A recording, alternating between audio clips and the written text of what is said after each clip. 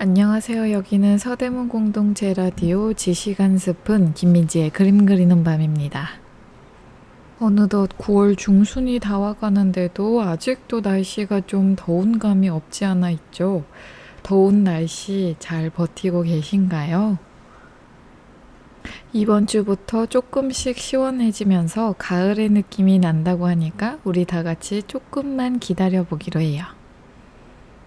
저번 주에 소마미술관 특별전시, 한국근현대전시 특별전에 전시되어 있던 작가들 중에 박생광 작가와 동시에 박래연 작가를 알아봤는데요. 저번 주 9월 6일부터 9월 10일까지 전시되었던 키아프 서울 2023에 박생광 작가와 박래연 작가가 나란히 전시되어 있어서 큰 관심을 받았다고 합니다. 혹시 보고 오신 분들 계실까요?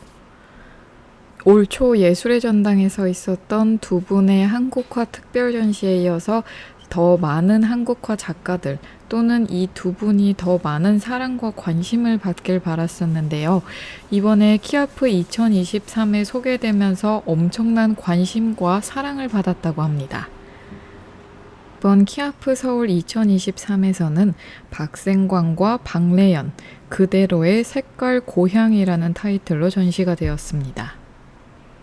박래연과 박생광, 그대로의 색깔 고향, 이번 한국화 특별전 부스는 코엑스 동문 쪽에서 바로 관람하실 수 있도록 따로 전시가 되어 있는 특별 전시로 진행되었는데요. 이번 전시를 맡은 윤범모 총괄 기획자님께서 이번 키아프를 계기로 채색화의 영광을 재현해보고자 새롭게 마련한 특별전이며 채색 중심의 우리 전통회화의 영광을 재음미하고자 하는 염원의 발로이다라고 말씀하셨습니다. 더 자세한 이야기는 오프닝 곡에 이어서 첫 곡 듣고 다시 만나서 이어서 하도록 하겠습니다. 첫 곡으로 들어보실 곡은 부석순의 파이팅 해야지 피처링 이영지입니다.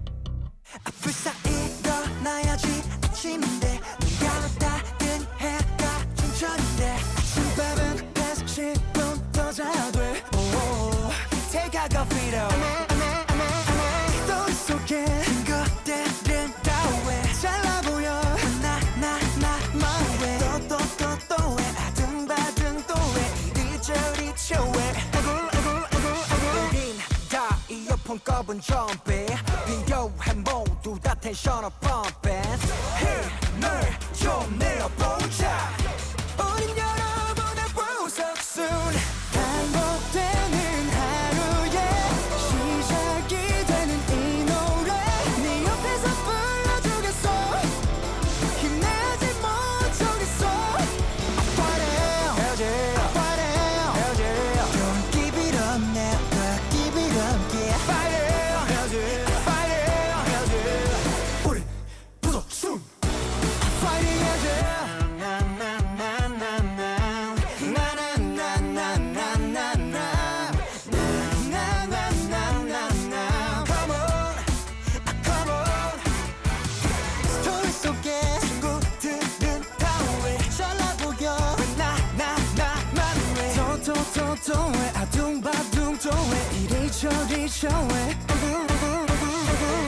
다 이어폰 꼽은 점핑 빈교해 모두 다 텐션업 펌핑 힘을 좀 내어보자 우린 여러분의 부석순 반복되는 하루의 시작이 되는 이 노래 네 옆에서 불러주겠어 힘내지 못하겠어 Fight it, fight it Don't give it up, never give it up, yeah Fight it, fight it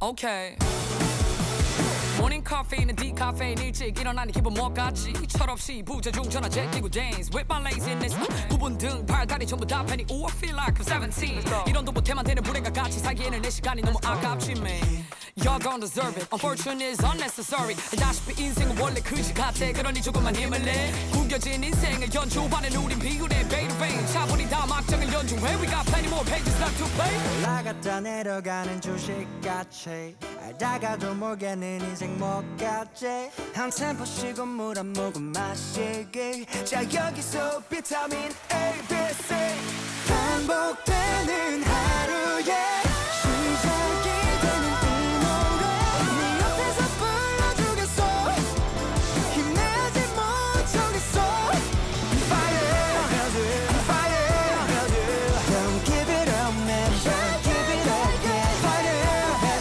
Fire 해지 우린 부석순 Fire 해야 돼 Fire 해야 돼 여기는 서대문 공동체 라디오 지식 한 스푼 김민지의 그림 그리는 밤입니다.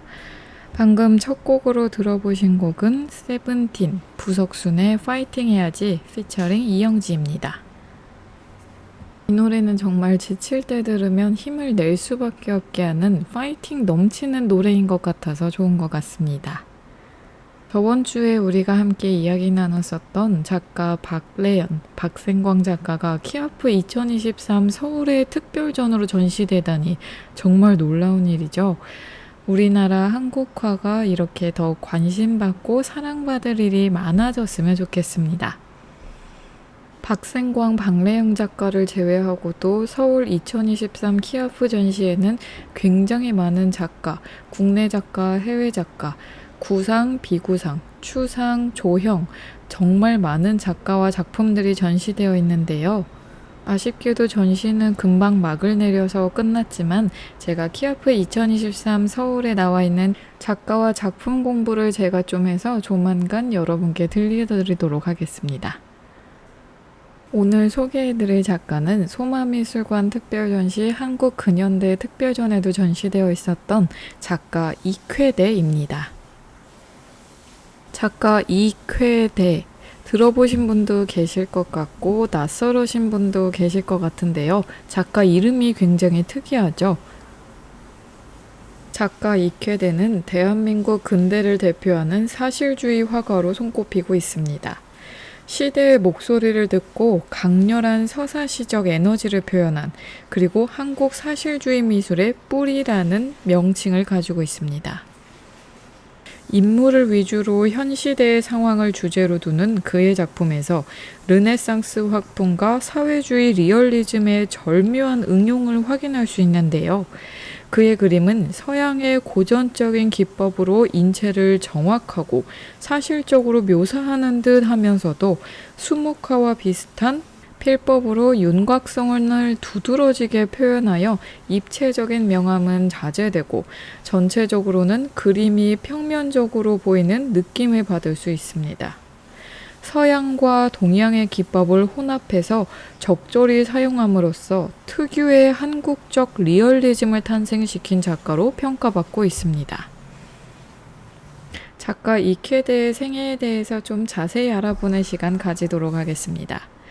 이쾌대는 1913년 1월 16일 경상북도 칠곡군에서 태어났습니다.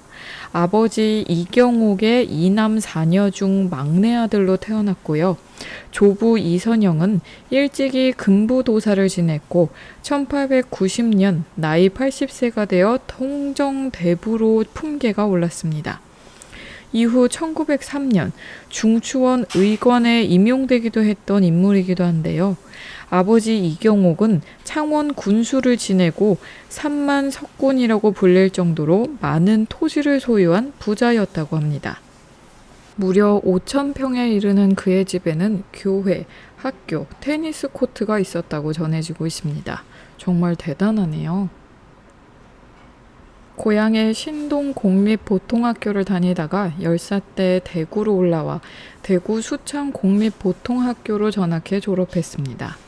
1928년 상경에 휘문고등보통학교에 입학했고 휘문고등보통학교 시절 야구를 지나치게 좋아해서 공부에 전념하기를 바란 부모님이 야구 빼고 좋아하는 건 무엇이든지 하라고 했더니 뜻밖의 미술을 선택하는 바람에 할 수 없이 그때부터 화가가 되는 꿈을 지원해줬다고 합니다. 서양 화가 장발을 담임교사로 만나면서 그림의 두각을 나타내기 시작했고 1932년에는 조선미술전람회에 입선하여 화단에 데뷔하였습니다. 또 일본으로 가기 전에 유갑봉과 결혼식을 올렸고 1934년 동경제국미술학교에 입학 후 일본에서 두른 단란한 신혼생활을 시작했습니다. 그곳에서 익회되는 인물화에 많은 관심을 보였다고 하는데요.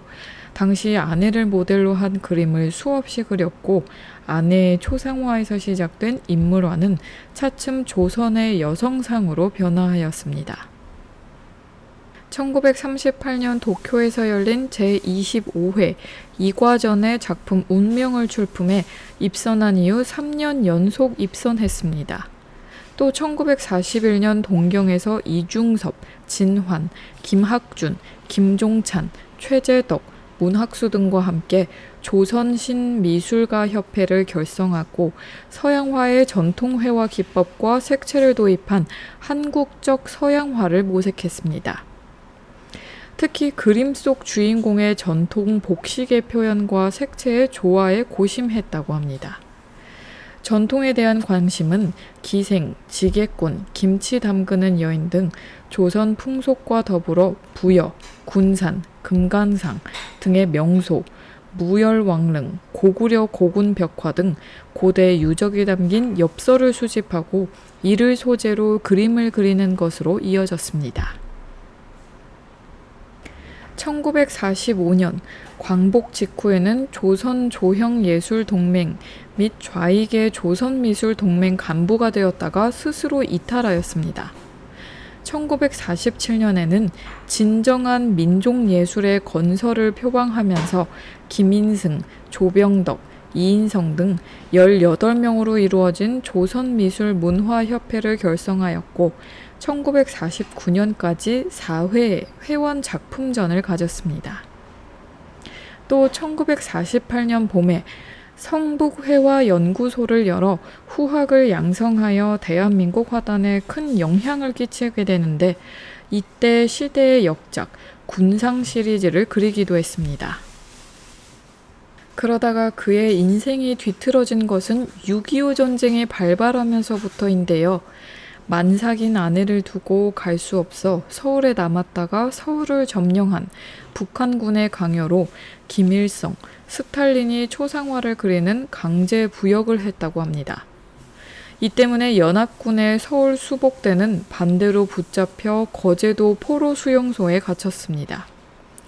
1953년 포로 교환 때 월북했는데 가족이 있는 고향 남한 대신 북한을 선택한 이유는 아직 정확하게 밝혀진 바 없지만 서울에서의 초상화 강제 부역과 친형인 이여성의 월북 등으로 남한에서 자신이 무사하지 못할 거라 우려했고 또한 분단이 고착화될 것을 예상치 못한 듯 한다고 전해지고 있습니다. 거제 수용소에서 포로로 잡혀 있을 때 부인 유갑봉 씨에게 보낸 편지 내용이 전해지는데요. 편지 내용은 다음과 같습니다. 아껴둔 나의 채색 등은 처분할 수 있는 대로 처분하시오. 그리고 책, 책상, 헌 캔버스, 그림틀도 돈으로 바꾸어 아이들 줄이지 않게 해주시오.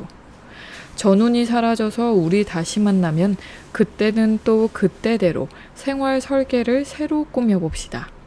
내 맘은 지금 안방에 우리 집 식구들과 모여 있는 것 같습니다. 수용소에 갇혀 있는데도 가족들을 걱정하고 사랑하는 마음이 전해지는 편지인 것 같습니다.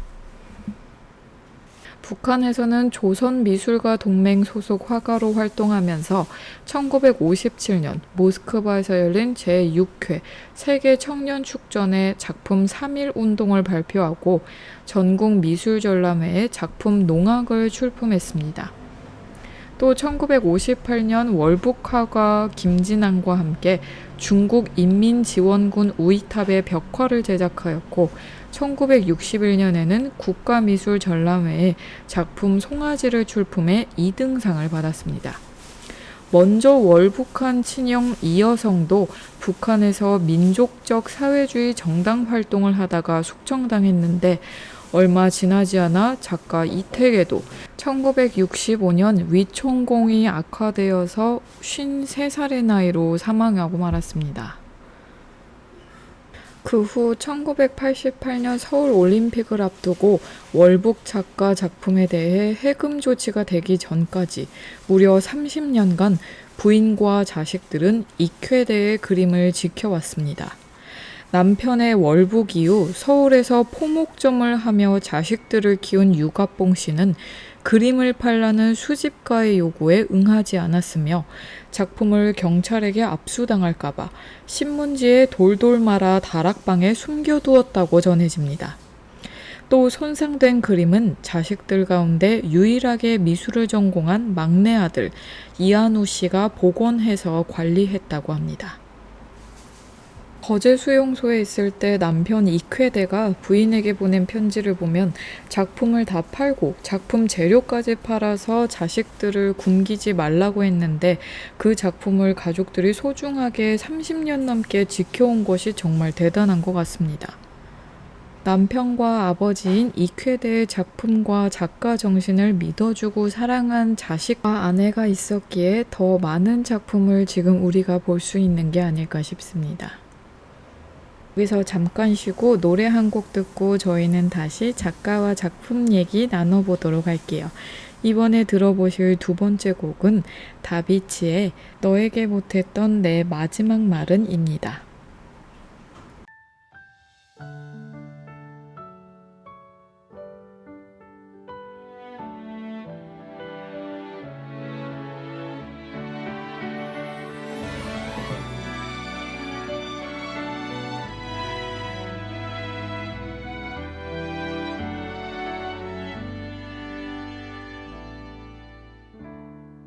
아직 남았을까 못 잊을 이유가 남아있을까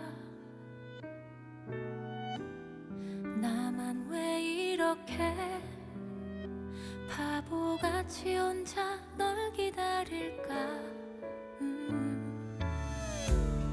애꿎은 바람들은 말도 안 되는 네 말을 또 믿고 싶게 해 달라질 게 없는데 끝인 걸 아는데 생각이 나 그 모든 게 나 어쩌면 너에게 하고 싶은 말은 긴 밤을 지새도 아직 너를 많이 사랑한다고 이 아픈 시간이 어서 지나가기를 조금만 더 버텨볼게 나 없는 하루가 버겁긴 하지만 보고 싶은 마음 꼭 참고 하루에 하나씩 잊어볼게 그래 볼게 매일 이런 다짐을 해 습관처럼 생각보다 길어진 그리움이 익숙해져가는 날들에 제법 웃기도 하다 또 괜찮다가도 생각이 나 네 모든 게 어쩌면 너에게 하고 싶은 말은 긴 밤을 지새도 아직 너를 많이 사랑한다고 이 아픈 시간이 어서 지나가기를 조금만 더 버텨볼게 가 없는 하루가 버겁긴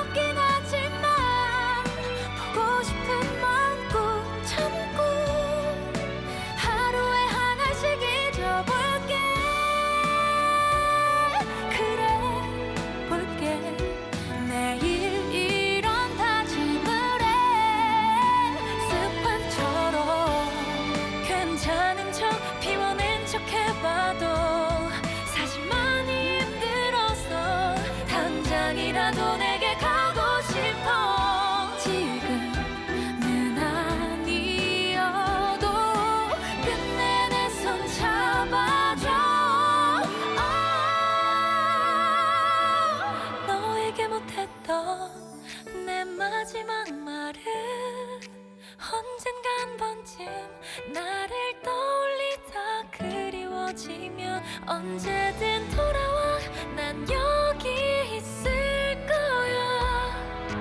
아무 일 없던 것처럼 너 없는 하루가 어렵긴 하지만 이 정도쯤은 꼭 참고 하루에 하나씩 기억할게. 그래 볼게. 사랑을 시작하던 그때처럼.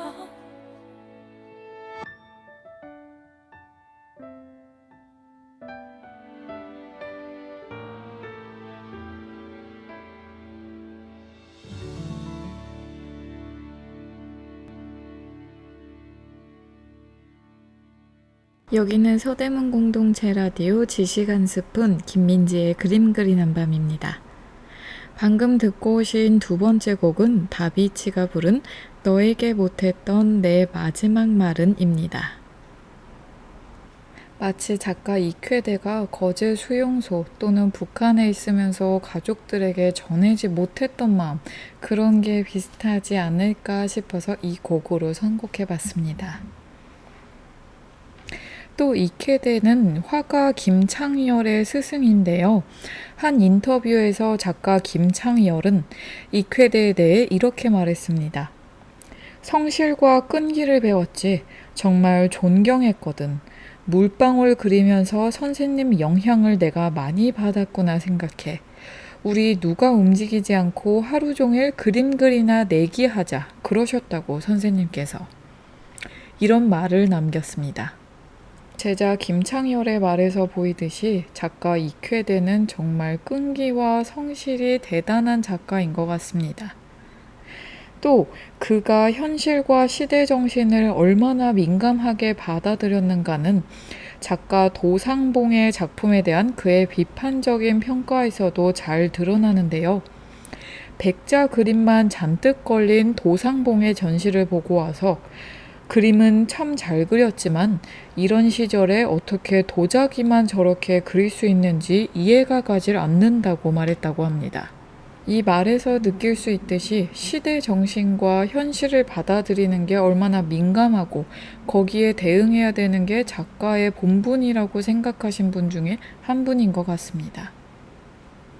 2015년에 국립현대미술관에서 이쾌대의 전시가 크게 진행되었었는데요.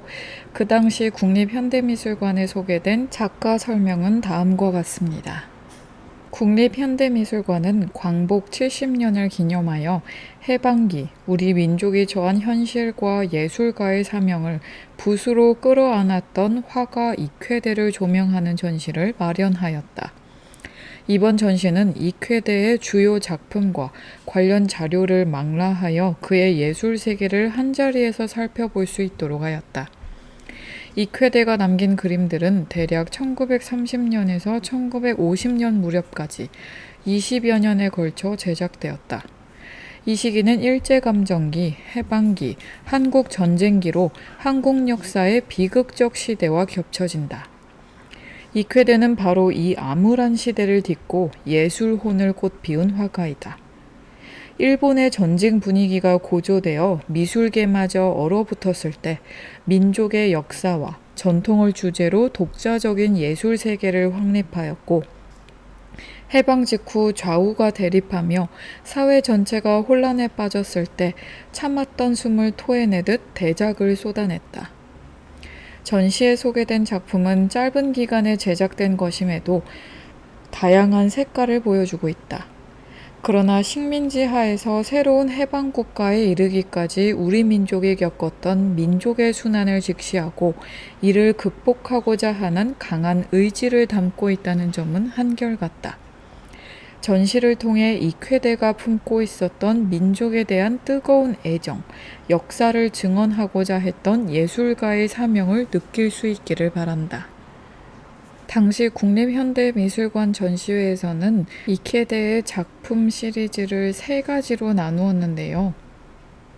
첫 번째는 1929년에서 1937년 사랑을 그리다입니다. 이때 아까 말씀드렸듯이 사랑하는 아내의 유갑봉은 이쾌대에게 예술적 영감을 불어넣은 뮤즈와 같은 존재였다고 합니다. 아내의 초상화에서 시작된 이케대의 여성 인물화는 차츰 조선의 전통적인 여성상으로 변화하였고, 이후 이케대의 예술에서 여성은 자신이 처한 운명을 극복해 나아가는 강인한 민족의 모습을 나타내면서 각별한 의미를 지니게 됩니다. 두 번째로는 1938년에서 1944년 전통을 탐구하다입니다. 이 당시 이쾌대는 전통 복식의 표현과 색채의 조화에 매우 고심하였는데, 초기에는 어둡고 침통한 분위기의 그림들을 그렸지만 귀국 후에 신미술가 협회 활동을 하면서 서양화에 전통회화의 기법과 색채를 도입한 새로운 회화를 선보였습니다. 과감한 색면 처리, 밝고 명랑한 색채의 사용, 검은 필선의 강조 등 예술적 실험을 시도하였는데, 이는 그의 탄탄한 대생력과 결합되면서 이후 또 다른 변화를 모색할 수 있는 기반이 되었다고 합니다. 마지막 세 번째 분류로는 1945년에서 1953년 시대를 끌어안다입니다. 1945년 해방의 감격 속에서 작가 이쾌대는 새로운 민족미술의 건설 방향에 대해 고민했다고 합니다. 그는 일제의 잔재를 벗은 새로운 미술을 만드는 것이어야말로 우리 미술의 시급한 과제라고 생각했습니다. 이쾌대는 그동안 연마한 탄탄한 실력을 바탕으로 장대하고 역동적인 군상들을 발표했습니다. 수십 명이 한데 엉켜있는 군상은 이쾌대가 지금까지 쌓아온 인물화 기량과 조형 감각이 아낌없이 표출된 작품들로 손꼽히고 있습니다. 이쾌대는 르네상스 미술부터 20세기 초 사회주의 리얼리즘까지 다양한 미술을 폭넓게 수용하였고, 여기에 한국의 역사적 상황과 전통의 색채를 결합함으로써 한국적인 리얼리즘 미술을 창조하였습니다. 이로써 국가와 민족의 운명을 그림으로 증언하고자 하는 이쾌대의 예술적 사명은 독자적인 회화로 꽃을 피웠습니다. 그러나 6.25 전쟁이 일어나면서 민족미술에 대한 그의 꿈은 멈추고 말았다고 되어 있습니다. 정말 작가 이쾌대가 아까 도자기 그림만 그린 작품을 보고 좀 비판할 만한 것 같습니다. 왜냐면 시대상이 이렇게 어렵고 일제치하에서 벗어나서 우리의 것을 탐구하기 바쁜데 어떻게 도자기만 내려다볼 수 있냐, 이런 말이 맞는 것 같습니다. 서양의 르네상스 미술, 리얼리즘까지 받아들이면서 한국적인 것을 고집하고 융합하고 복합해서 자신만의 또 민족적인 작품을 그리기 위한 작가의 노력이 굉장히 느껴집니다. 이제 작가 이쾌대의 일생, 그리고 그의 작가 정신을 알아봤으니 이제 그의 작품들을 알아보는 시간 가지도록 하겠습니다. 이쾌대의 작품 중에 정말 유명한 작품들은 많은데요.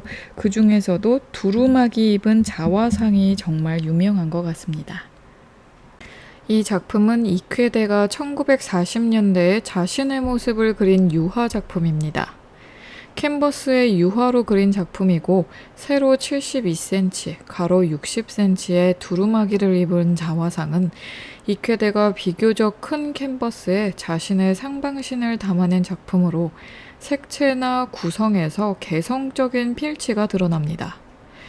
특히 밝은 색채를 사용한 것으로 보아 이쾌대가 전통적 모티브에 열중하던 1940년대 전반에 제작한 것으로 추정된다고 합니다. 1943년 제3회 신미술가 협회전에 출품된 작품 부인도와 비교해 볼 때 푸른 색채의 사용, 전통적 모티프, 초상화로서의 화면 구성의 방식면에서 유사합니다. 이 작품 두루마기를 입은 자화상은 작품의 완성도가 높으며 작가의식을 분명히 드러내고 있다는 점에서 주목되는 작품입니다.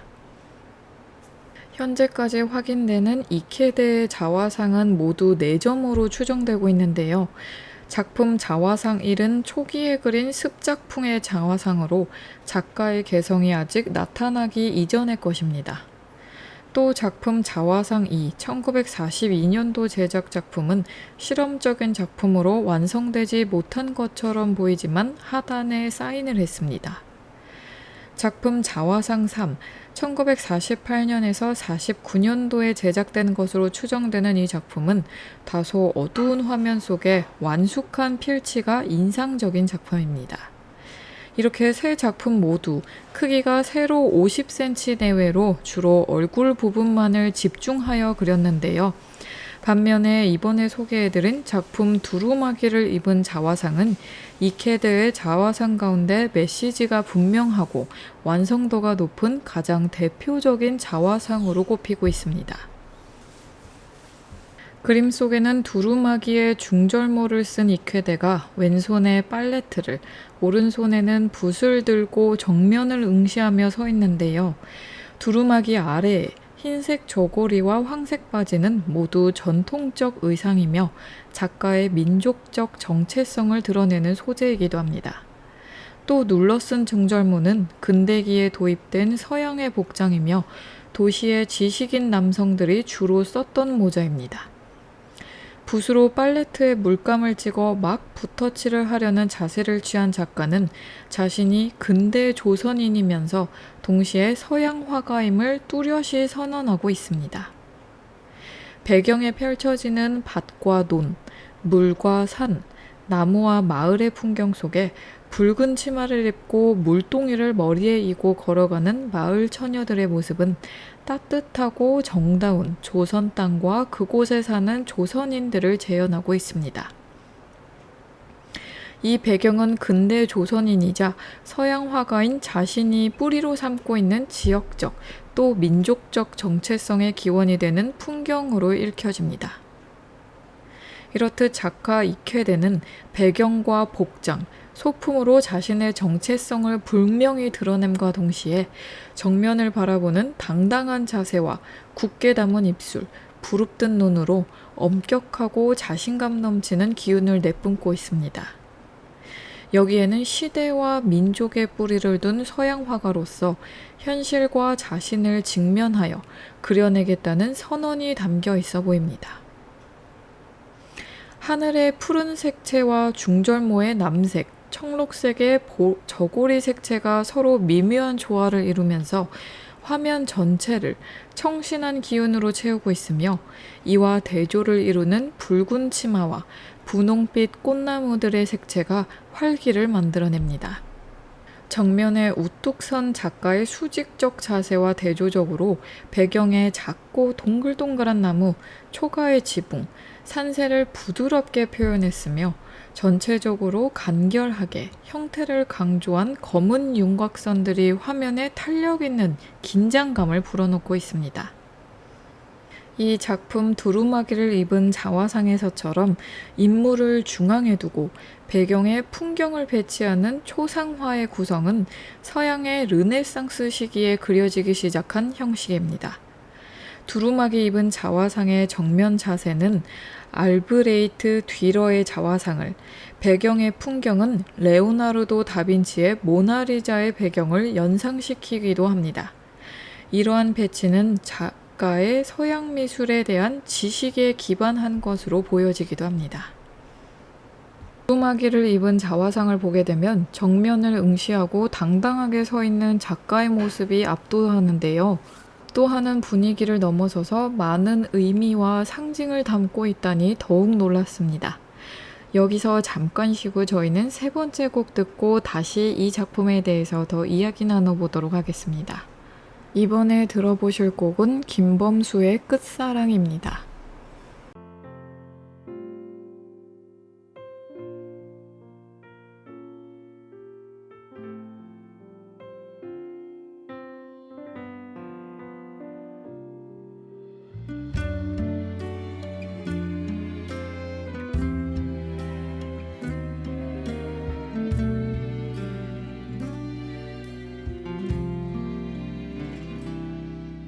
내가 이렇게 아픈데 그댄 어떨까요? 원래 떠나는 사람이 더 힘든 법인데 아무 말하지 말아요. 그대 마음 알아요. 간신히 참고 있는 날 울게 하지 마요. 이별은 시간을 멈추게 하니까 모든 걸 빼앗고 추억만 주니까 아무리 웃어보려고 안간힘 써봐도 밥 먹다가도 울겠지만 그대 오직 그대만이 내 첫사랑 내 끝사랑 지금부터 달라질 수 없는 한 가지 그대만이 영원한 내 사랑.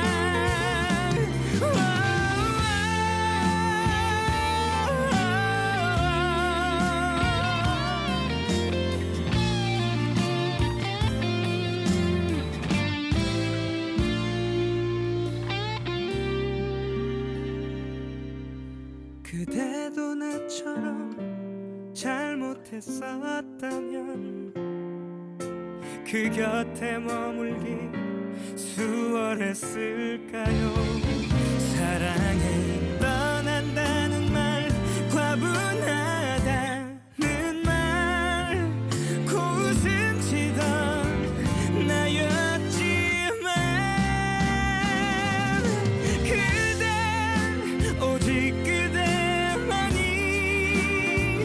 내 첫사랑 내 끝사랑 지금부터 그대 나를 잊고 살아도 그대만이 영원한 내 사랑.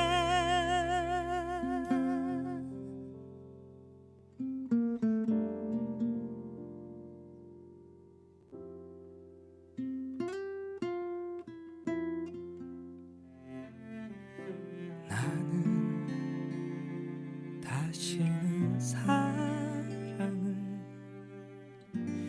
못할 것 같아요. 그대가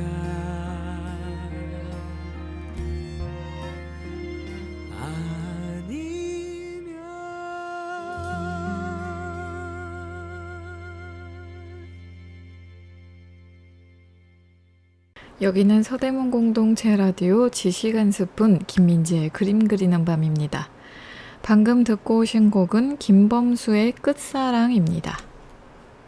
앞에 이야기 나누었던 두루마기 입은 자화상 작품에서 정말 보면 작가는 배경과 복장, 소품으로 자신의 정체성을 분명히 드러냄과 동시에 정면을 바라보면서 그 당당한 자세, 또 표정까지 지금 현 시대에 맞서겠다는 작가 의지를 보여주는 것 같아서 더 유명하고 더 극찬을 받는 작품인 것 같습니다. 그 다음 작품으로는 이케대의 걸작으로 평가받는 군상 시리즈에 대해 이야기 나눠볼까 합니다. 이케대의 작품 군상은 총 4점이 전해지고 있습니다.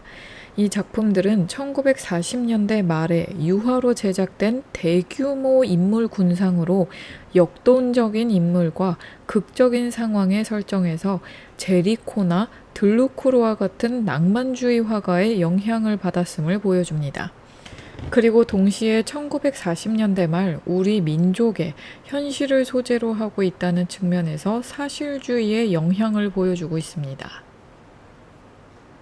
작품 군상 1은 해방고지라는 부제를 가지고 있는데 이 제목에는 천사가 동정녀 마리아의 임신을 알리는 작품 수태고지와 같은 작법이 쓰였다고 합니다.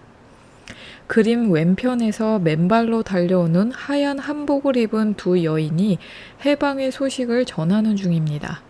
얼마나 좋았던지 얼른 사람들에게 이 소식을 알리고픈 마음에 여인은 옷선 위로 신체가 드러나와 있는 줄도 모른 채 숨가쁘게 뛰고 있는 모습이 보입니다. 또 화면 오른편에는 사람들이 일본이 패망했다는, 그래서 이제 해방이라는 소식을 전해 듣고 있습니다. 분홍 치마를 동여맨 안악, 우람한 팔뚝의 장정, 벌떡 일어나 앉은 머리수건의 여인 등 해방 소식을 들은 이들은 흥분하기보다는 결연하고 굳은 의지를 표정으로 드러내고 있습니다. 그들 뒤로 진정 이게 사실인가? 믿기지 않는다는 듯 귀를 쫑긋 세운 사내의 크고 둥근 눈이 또렷합니다. 이 작품을 그린 화가 이케데 자신의 얼굴이 아닐까 추측하고 있습니다. 작가 라파엘로 산치오가 플라톤과 아리스토텔레스 등 고대 그리스 철학자들을 그린 아테네 학당에서 검은 모자를 쓴 채 정면을 응시하는 자기 얼굴을 그려넣은 것처럼 이케데 역시 역사의 목격자로서 자신을 그림에 숨겨뒀을지 모른다는 추측이 많습니다. 정말 작가 이케데는 서양의 르네상스적 그리고 또 사실주의적 풍의 영향을 받았음에도 우리만의 것으로 잘 소화하고 풀어냈네요. 분명 해방이라는 것은 기쁜 소식이건만 그림 속은 결코 밝지 않습니다. 이미 참혹하게 죽어 흙빛이 된 시신을 붙들고 오열하는 사람, 분노로 뒤엉켜 싸우는 사람들이 그림을 애워싸고 있기 때문입니다. 이들의 희생과 고통이 밑거름이 되어 오늘의 해방을 얻어낸 것이리라 화가에 애도하는 이런 마음도 느껴지기도 합니다. 맥없이 주저앉은 발라의 어미 곁에서 발가벗은 채 젖을 찾아 입을 내민 아기가 작지만 화면 중앙에 자리 잡았는데요. 또 그림 아래쪽으로 쓰러져 누운 사람의 몸 위로 울긋불긋 자라난 꽃나무와 그 사이로 뻗어나온 손이 이들의 모습을 떠받치는 듯 보입니다.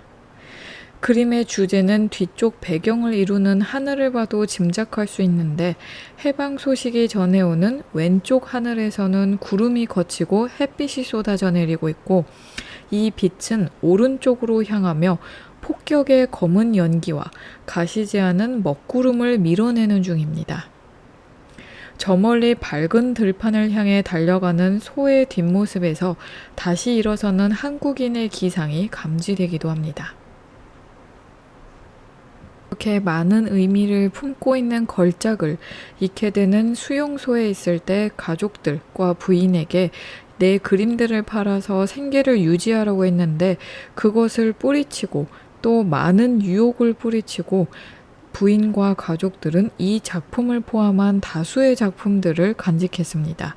이케데의 부인이 혼자 4명의 자녀를 키우면서 이 그림을 팔라는 유혹을 뿌리치면서도 지켜냈다는 게 정말 대단하죠.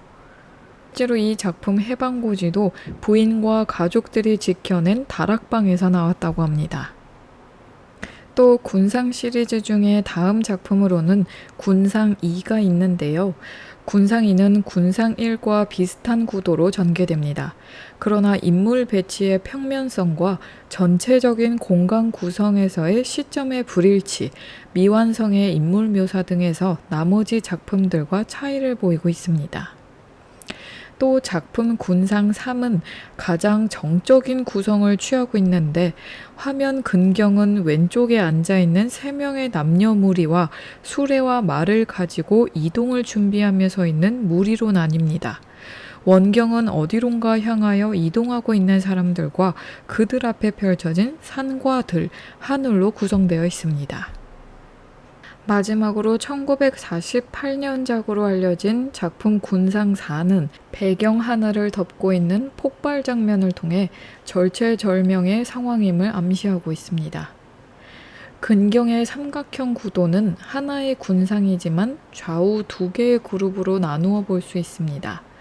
근경의 좌측은 화면 밖을 향하여 나가고자 하는 사람들의 무리로 우측은 집착과 격렬한 갈등 상황에서 벗어나지 못하고 있는 사람들의 모습으로 구별되고 있습니다. 이케데의 군상 연작 시리즈는 기존에 보기 어려웠던 해방 공간기 민족의 현실을 소재로 제작된 역사화 형식의 대규모의 군상이라는 점만으로도 아주 의미가 깊고 큽니다. 또한 뛰어난 해부학적 인체 묘사와 역동적인 구성, 다양한 상징 등을 통해 완성도 높은 작품을 보여주고 있어 그 예술적 가치가 매우 높게 평가되고 있습니다. 정말 인물 자화상의 표정 하나 그리는 것도 어렵잖아요. 근데 인물이 이렇게 많이 그려져 있는 군상, 또 굉장히 많은 의미를 담고 있는데 해방하는 날을 담고 있는 해방고지 작품만 봐도 정말 많은 뜻을 가지고 있습니다. 슬픔과 기쁨을 동시에 나타내기도 하고 그 당시 서양 회화를 공부했던 이케데가 받아들인 서양 회화적 특징과 우리만의 것을 결합해서 이케데만의 작품 정신, 작가 정신이 잘 드러나게끔 제작된 군상 시리즈입니다. 또 이케데는 작품을 제작하던 초기 시절에 부인을 대상으로 한 인물화를 많이 그렸다고 말씀드렸잖아요. 그 중에 1930년대에 제작된 것으로 추정되는 작품 빨간 외투를 입은 여인이 이 또한 부인 유가뽕을 모델로 하여 그려진 초기 부인도 중에 하나입니다. 여성 인물의 모습이 꽤 자연스럽게 묘사된 것으로 보아 이미 기량을 충분히 쌓았던 1930년대 중반 이후에 제작된 것으로 추측되는 작품입니다. 그림 한편에는 K.P.R. 나의 할 일은 이것, 어떤 장애물이 와도 오직 그 길뿐 이라는 메모를 남겨 부인에 대한 사랑과 애정을 내비쳤습니다. 사선으로 앉은 여성 인물 좌상은 그 당시 선전을 중심으로 선호되던 주제 중 하나였지만 인물의 매끈한 피부 표현, 또 생각에 잠긴 듯 어딘가를 응시하는 표정 등 인체의 묘사와 인물이 가진 미묘한 감정의 표현면에서 이케데 인물화의 특징을 읽어낼 수 있습니다. 초기에 작품을 공부하면서 부인을 대상으로 한 인물화부터 군상 시리즈까지 차츰 보면요. 인물화의 표현 기법, 또한 세밀하게 표현하는 방법이 정말 많이 다양해지고 능숙해졌음이 보여집니다. 또 작품 봄처녀에서도 원경의 아름다운 우리 강토와 산을 휘돌아치는 강물이 펼쳐지는데요. 또 그 앞에 수줍은 듯이 아래를 응시하는 눈망울과 곱게 담은 입술은 무엇과도 비교하기 힘든 조선 여인의 미를 고스란히 보여주고 있습니다. 댕기머리에 살짝 손을 댄 선분홍빛 저고리, 바람에 날려 굴곡진 몸매가 살짝 드러나는 흰 치마도 아주 감각적으로 잘 어울리는 작품입니다. 그야말로 이 작품은 조선의 모나리자라고 해도 과언이 아니겠는데요. 이렇게 이케데의 작가 정신 또 작품에 대해서 이야기 나눠봤는데요. 이케데의 가족 중에서 이케데에게 많은 영향을 준 사람이 있다고 하는데 이것은 노래 한 곡 듣고 만나서 다시 이야기 나눠보도록 하겠습니다. 이번에 들어보실 곡은 리쌍의 내가 웃는 게 아니야 피처링 알리입니다.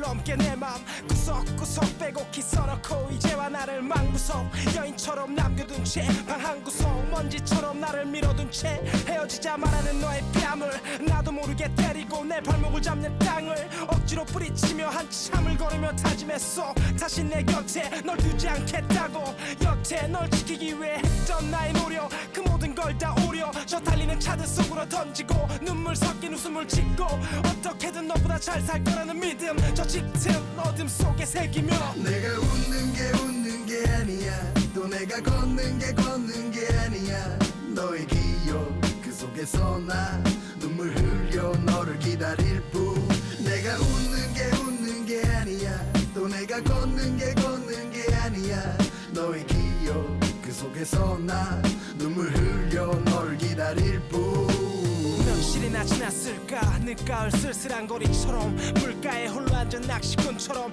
외로움과 기다림에 지친 난 끝없는 줄담배에 기침을 하며 미친 듯이 추억 속으로 빨려들어가 애교 섞인 목소리에 꺾인 나뭇가지처럼 쓰러져 그녀의 품에 안기고 달콤한 꿈에 부풀어 영원히 나를 붙들어 매라며 농담을 하고 어디를 가도 누구를 만나도 언제나 둘이게 즐거운 분위기에 우린 항상 행복해 했었지 그랬었지 하지만 이제 그건 내 곁에 없지 난 또 외로움의 밤길을 걷지 그대 떠나보낸 내 가슴에 눈물이 차올라 날 흔들며 아프게 그대 떠나보낸 내 두 눈엔 어둠이 다가와 또 너를 잊을래 난 너를 잊을래 아무리 외쳐봐도 그게 안돼 너를 아껴주지 못해 또 후회하네 너를 잊을래 난 너를 잊을래 아무리 외쳐봐도 그게 안돼 네가 웃던 기억 속에 또 미쳐가네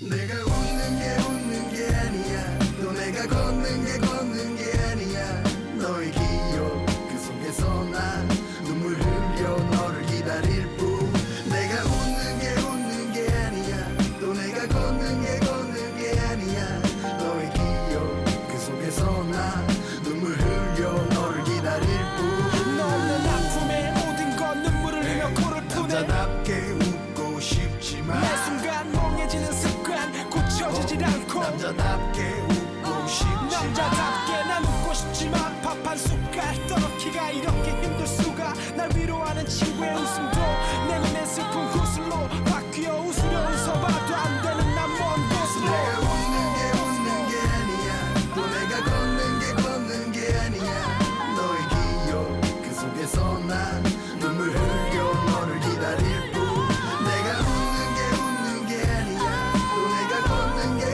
게 아니야 너의 기억 그 속에서 난 눈물 흘려 너를 기다릴 뿐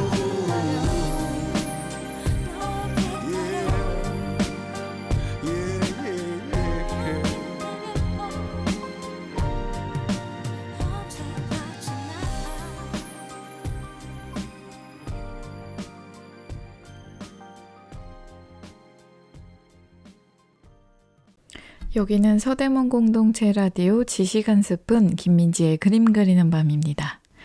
방금 들어보신 곡은 리쌍의 내가 웃는 게 아니야 피처링 알리입니다. 노래 들어보시기 전에 제가 짧게 말씀드린 내용이 있죠. 이케데에게 영향을 준 가족 구성원이 있다고요. 아내일 거라고 생각하셨던 분들도 많으실 것 같은데요. 이케데의 아내 또한 이케데에게 정신적 지주가 되어줬고 작품의 뮤즈가 되었던 것처럼 또 다른 한 명이 더 있습니다. 바로 이케데의 큰형, 이여성인데요. 이 여성의 본명은 이명건입니다. 이분은 해방 이후에 북한에서 최고인민회의 대의원을 역임한 정치인이며 민족운동가이면서 사회주의 운동가, 언론인, 화가, 학자, 평론가였습니다. 이 여성은 일본 리쿄대학 경제학과를 졸업한 엘리트로 대구에서 독립운동에 힘을 보탰는가 하면 서울에서는 언론인으로도 활동했습니다.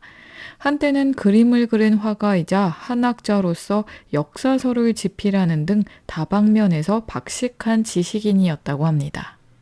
이러한 형의 영향으로 이케데는 끊임없이 민족적인 경향의 작품을 모색했는데요. 그림 속의 여인들이 한복을 입고 있는 것도 자신의 자화상이 담긴 두루마기를 입은 자화상이 한복 차림인 것도 크게 보면 다 형의 영향이었습니다. 작가 이쾌대는 깨어있던 형의 영향을 많이 받았고 또한 자신을 믿어주고 응원해주던 아내, 다 커서는 자식들도 자신의 작품과 작가 정신을 소중히 해주는 것 때문에 더욱 빛을 발하는 것 같습니다. 저번 주와 저저번 주 등 그리고 또한 오늘 함께 이야기 나누었던 우리나라 작가들을 보면요. 박수근, 이중섭, 오늘 이야기 나눈 이쾌대까지 우리나라 작가분들은 가족의, 특히 와이프 되시는 아내분들의 지지와 믿음, 사랑이 정말 굳건하고 그 믿음으로 이분들이 더욱 열심히 작업에 몰입할 수 있지 않았나 싶습니다. 오늘 함께 이야기 나눠본 작가 이쾌대 이야기 어떠셨나요?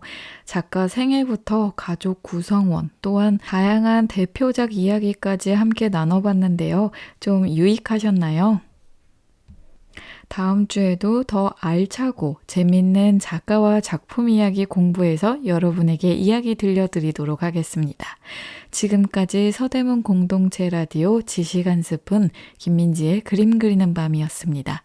다음 주에 또 만나요.